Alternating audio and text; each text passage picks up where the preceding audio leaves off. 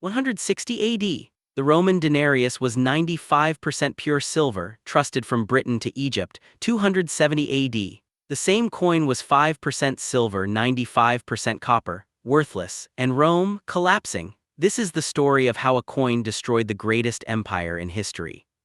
160 AD. The Roman Empire, 60 million people, 3 continents from Britain to Egypt, from Spain to Syria, the most powerful civilization on earth. Roman legions were unbeatable, Roman roads connected the world, Roman law governed millions, and the Roman economy built on a coin, the denarius, 4.5 grams of pure silver, trusted from Londinium to Jerusalem.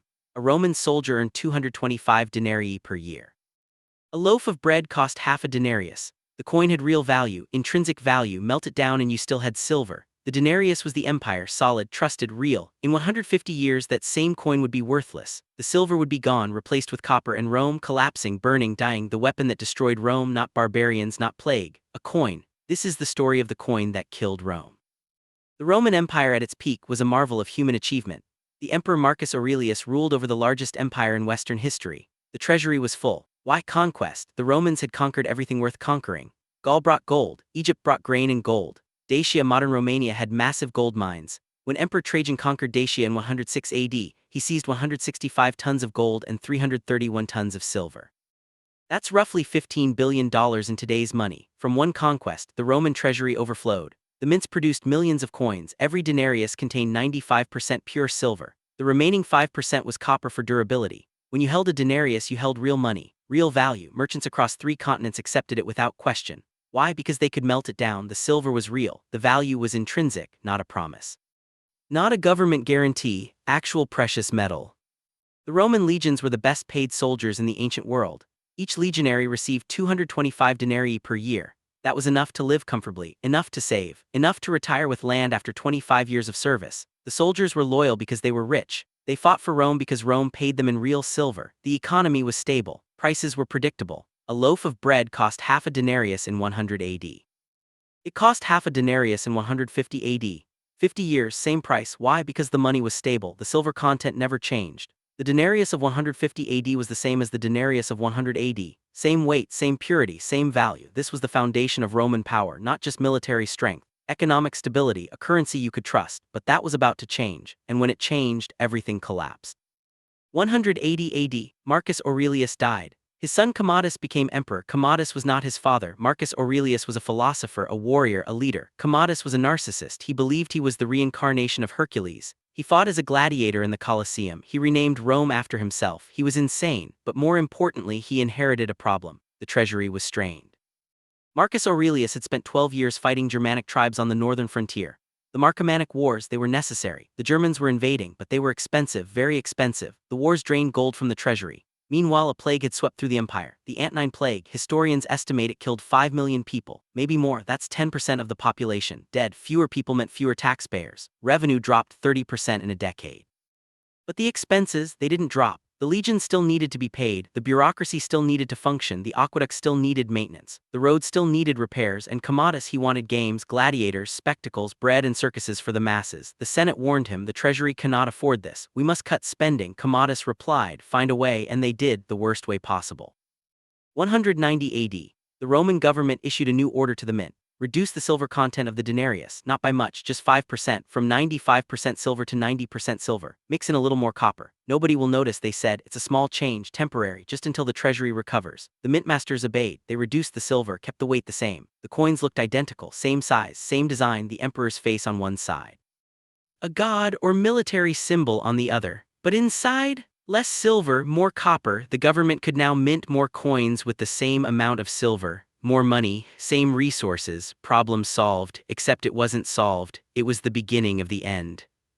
At first nobody noticed. The coins looked the same, they spent the same, merchants accepted them, soldiers were paid, the crisis passed. For a few years everything seemed fine, but merchants are not fools, they test coins, they weigh them, they bite them to check softness. Silver is soft, copper is harder. Within a few years merchants across the empire realized the coins had changed. Less silver, more copper, and if the coins had less silver they had less value.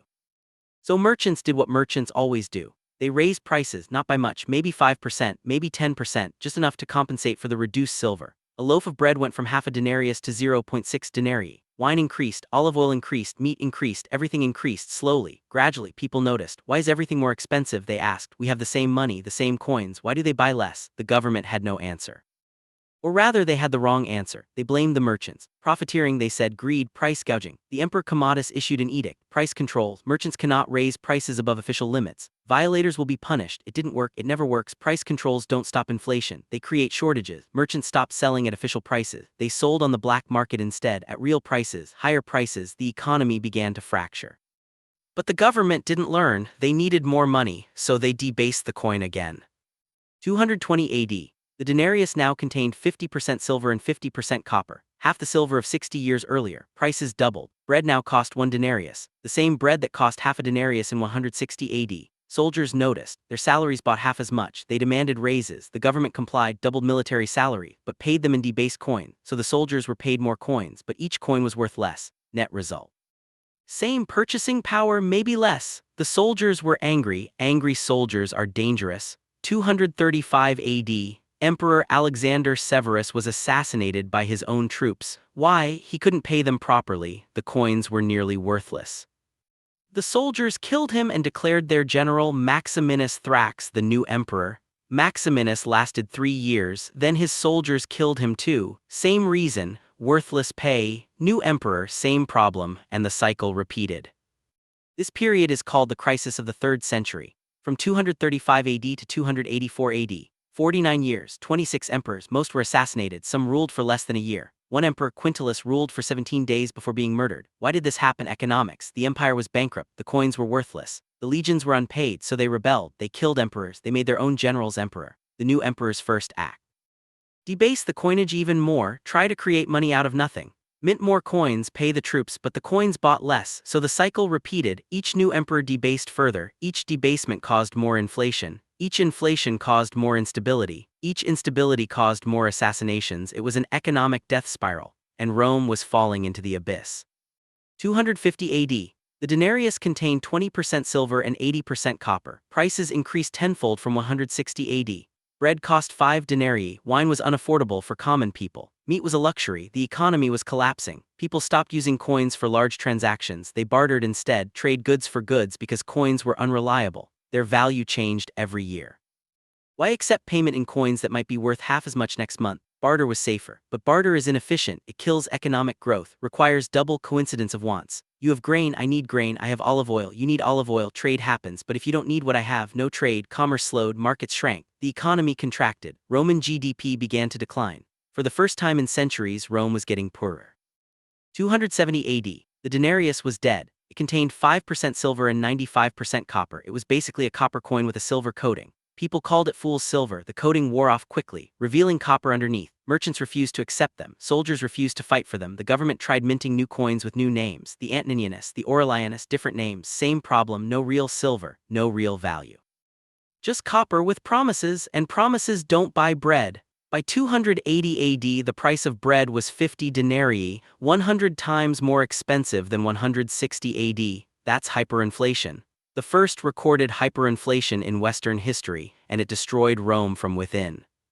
But the economic collapse had military consequences. Roman legions were stationed across the empire. On the Rhine frontier facing Germanic tribes, on the Danube frontier facing more Germans and Sarmatians, in the east facing Persia, in Britain facing the Picts and Scots, in North Africa maintaining order. These legions needed to be paid in real money, but the government had no real money, only copper coins that nobody wanted, so the legions stopped getting paid. Or they got paid in worthless coins. Result, they stopped fighting for Rome. Some legions declared their own emperors, local strongmen who promised real pay. The empire fractured. 260 AD. The Gallic Empire broke away. Gaul, Britain, and Spain, they declared independence, created their own emperor, their own coinage, their own government. Rome tried to stop them, failed. The legions in Gaul were stronger and better paid. Eastern provinces also broke away, the Pomeranian Empire. Led by Queen Zenobia, she controlled Egypt, Syria, and parts of Asia Minor. Rome tried to reconquer, failed initially. For 20 years the Roman Empire was split into 3 pieces, the Rome-controlled center, the Gallic Empire in the west, the Pomeranian Empire in the east. Why did this happen? Economics. The regions that broke away wanted stable currency, real money, not copper pretending to be silver. Meanwhile, barbarians invaded. The Goths crossed the Danube, raided Greece, sacked Athens. Rome couldn't stop them. Why? No money to pay soldiers. The Alemanni invaded Italy itself. For the first time in centuries, barbarians were pillaging Italian towns. Rome was helpless. The Persians invaded the east, captured the Roman Emperor Valerian in 260 AD, made him a slave, a Roman emperor enslaved by Persia, the ultimate humiliation. According to legend, the Persian king used Valerian as a footstool when mounting his horse. When Valerian died, the Persians skinned him, stuffed his skin, displayed it in a temple, as a warning. This is what happens to Rome now. You are weak, you are finished, and they were right. Rome was dying, all because of a coin. 284 AD. Diocletian became emperor. He was different, competent, ruthless, strategic. He understood the problem. The economy was destroyed. The currency was worthless. The military was collapsing. He needed radical solutions. First, he reformed the coinage. He stopped pretending copper was silver. He created a new coin system: gold coins for large transactions, silver coins that actually contain silver, copper coins for small transactions, each with clear, honest value. No debasement, no lies. The coins said what they were. Second, he issued the Edict on Maximum Prices in 301 AD, a massive price control decree. It listed maximum prices for over 1,000 goods and services, from wheat to shoes to legal fees to prostitutes. Everything had a maximum price. Violators would be executed. It failed. Merchants hid their goods, sold on black markets, or stopped producing entirely. Why make goods if you can't charge profitable prices? Within a few years, Diocletian abandoned the edict. Price controls don't work. They never do, but at least he tried to stabilize the currency. That worked, partially. The damage was done. Rome had lost an entire century to economic chaos. The crisis of the 3rd century destroyed Roman prosperity. The population declined, cities shrank, trade collapsed, technology stagnated. The empire survived. Diocletian and his successor Constantine held it together, but it was never the same. Rome was weaker, poorer, more fragile, and the barbarians knew it. 378 AD, the Battle of Adrianople. Goths destroyed a Roman army. Killed the Emperor Valens. It was the beginning of the end. 410 AD. Visigoths sacked Rome itself, the first time in 800 years. 455 AD. Vandals sacked Rome again, looted everything. 476 AD. The last Western Roman emperor Romulus Augustulus was deposed by a Germanic chieftain. The Western Roman Empire was over, finished, the greatest civilization in the ancient world, gone. Why did Rome fall? Historians debate this. Some say military decline, some say political corruption, some say barbarian invasions, some say lead poisoning, some say Christianity weakened Roman values. All of these contributed. But the root cause? Economics, the debasement of the currency, the destruction of economic stability. When money dies, everything else follows. Here's the pattern: the government needs money. The treasury is empty, so they debase the currency, create money from nothing. Short term it works, they can pay soldiers, fund projects, survive the crisis, but long term it destroys the economy. Prices rise, money becomes worthless, people lose faith in the system, trade collapses, the government needs even more money, so they debase further. The spiral continues, faster, deeper, until the currency is dead. And when the currency dies, the empire dies. Rome learned this the hard way. They debased the denarius from 95% silver to 5% silver, from trusted money to worthless copper, and they paid the price. The empire collapsed. You might think this is ancient history, irrelevant to today. You're wrong. Every government in history that debased its currency has collapsed, every single one. Weimar Germany, 1923, the government printed money to pay war reparations. The Papiermark became worthless. At the peak, $1 equaled 4.2 trillion Papiermarks. People burned money for heat. It was cheaper than firewood. Bread cost billions, then trillions. Hyperinflation destroyed the German economy, paved the way for Hitler. Zimbabwe, 2008, the government printed money to fund land reforms and wars. The Zimbabwe dollar collapsed. At the peak, inflation hit 89.7 sextillion% per month. That's 89 sextillion 700 quintillion% per month. Zimbabwe printed a $100 trillion note. It couldn't buy a loaf of bread. The currency died. The economy collapsed. Millions fled the country. Venezuela, 2016, to present, the government printed money to fund socialism and subsidies. The bolivar collapsed. Inflation exceeded 1,000,000% at its peak. People carry stacks of cash to buy groceries. The cash is worthless before they get home. Prices double daily. The economy is destroyed. Millions have fled. It's a humanitarian catastrophe. Same pattern, same result. Debase the currency, destroy the economy, collapse the nation. And now the United States. 1971, President Nixon ended the gold standard. Before 1971, the US dollar was backed by gold. You could exchange dollars for gold at a fixed rate. This limited money printing. Can't print more dollars than you have gold. It was a constraint, a discipline. Nixon removed it. Why? The Vietnam War was expensive. Social programs were expensive. The government needed more money. So Nixon ended gold backing. The dollar became fiat currency, backed by nothing, just government promises. Since 1971, the US has printed trillions of dollars. The money supply has increased over 2,000%. What happened to prices? They exploded. In 1971, $1 bought a gallon of gas. Today, $4 minimum. In 1971, a house cost $25,000. Today, $400,000 average.